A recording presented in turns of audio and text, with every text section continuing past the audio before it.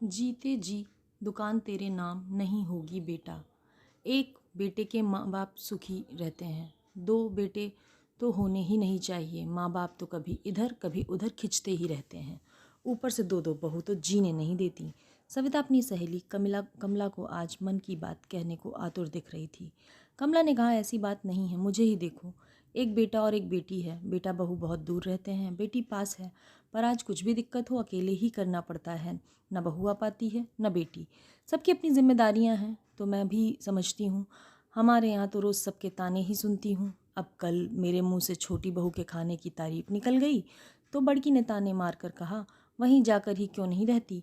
छोटी को बड़की की कोई बात कहूँ तो वो चिढ़ कर कहती है, माँ आप जहाँ रहो वहीं के होकर रहो तो अच्छा हो। भाभी जी तो पूरी स्वार्थी हैं, आप पता नहीं कब समझेंगे। अब तुम ही बताओ, मैं बात भी ना करूं, फिर तो मुंह पे टेप ही लगा के बैठो। कमला ने समझाया, देख सविता, जहाँ बर्तन हो तो खन के बिना नहीं रहते। तेरे बेटे सही हैं तो फिर क्या चिंता। हाँ बहन, छोटा तो सही ही है, वो तो बाहर जॉब करता है, पर अभी बड़का अनिल के पापा की दुकान में बैठता है। छोटे ने तो पढ़ाई ज़्यादा की तो वो नौकरी करता है, बड़का दुकान बैठता है। अब बड़ा दुकान अपने नाम करने की बात करता है, काम तो देखो वही ज़्यादा करता है, पर दुकान तो इसके नाम कैसे करें। आज दुकान बेचो तो 3 करोड़ की है, एक बेटे को कैसे दें। बड़की बहू उठते बैठते कहती रहती है, हम आपको अपने साथ रखते हैं तो हक भी हमारा है, ले देकर एक दुकान ही है जिसका हमें सहारा है। मायूसी से भर उठी सविता, सविता तुम अपने जीते जी तो मत देना, वसीयत बना दो, वो अलग बात है। दुकान नाम कर दी तो तुम उनके मोहताज हो जाओगी। कमला यही सोचकर चुप हो जाती है। अब दुकान भी कम जाते हैं, पूरा व्यापार उसी के हाथ में है। हम तो अभी से पैसे के मोहताज हैं, आने वाला समय कैसे चलेगा पता नहीं।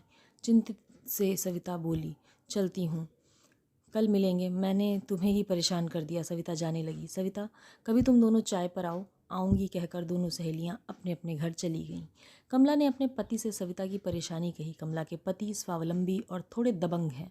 सविता और उसके पति को दबने की क्या ज़रूरत है, उनकी दुकान है, वो जो भी चाहें वो करें।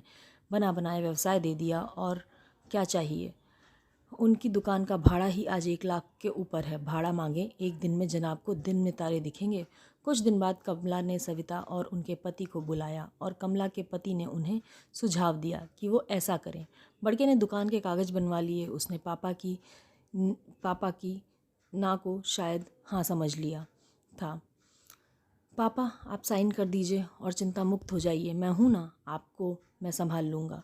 बहू बोली, हाँ मम्मी, आपको तो अब भजन करना चाहिए। बेटा दुकान तो मेरी है, मैंने दुकान के हिस्से अभी करने ही नहीं हैं ना। अभी तेरी माँ और मैं मरने जा रहे हैं। एक काम कर, तू या तो दुकान खाली कर या दुकान का भाड़ा हमें दे। पापा आप कितनी ऊँची बात करते हो, आप दोनों हमारे पास रहते हो, हम आपका खर्चा चलाते हैं। हाँ बेटा, रोटी तो तुम अपने नौकर को भी खिलाते हो। तुमको मैं दुकान फ़िलहाल नहीं दूंगा, तूने मेरी मर्ज़ी जाने बिना पेपर बनवाए हैं। मैं तेरा लालच समझ गया, तुम अगले महीने से 1 लाख भेज देना और साथ ही भाड़े के कोई घर में चले जाना। अब बस बहुत हो गया। सविता चुप बैठी थी। माँ आप पापा को समझाओ, ऐसा कोई माँ बाप करते हैं क्या। बेटा हम भी नहीं चाहते तुम्हारे साथ ऐसा करें। तुम अपने भाई माँ का पिता का हक मारने की चेष्टा करोगे तो यही होगा। बड़के को समझ आ गया, अब मेरी नहीं चलेगी। माफ़ी मांग बोला, पापा घर से मत निकालो, अब मैं आपको हर महीने रुपए दे दूँगा। मैं भी वसीयत ही बनवाऊँगा, तुम्हें तुम्हारा हिस्सा हमारे मरने पर ही मिलेगा। अब घर में इज्जत करने लगी बड़की। छोटी के पास भी माँ जाती तो आराम से इज्जत की रोटी खाती।